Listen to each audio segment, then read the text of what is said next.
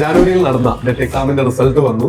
നിങ്ങൾക്ക് ഇനിയും ഒരു അറ്റംപ്റ്റ് കൂടി ജൂണിലേക്ക് ആവശ്യമായ വിദ്യാർത്ഥികളാണെങ്കിൽ ഇനിയും ഐപ്ലസിനോടൊപ്പം നിങ്ങൾക്ക് പഠിക്കാം. ആയിരക്കണക്കിന് വിജയികളെ കഴിഞ്ഞ 4 വർഷമായിട്ട് സൃഷ്ടിച്ച ട്രാക്ക് റെക്കോർഡ് ഐപ്ലസിന്റെ ടീമിനോടൊപ്പം ഉണ്ട്.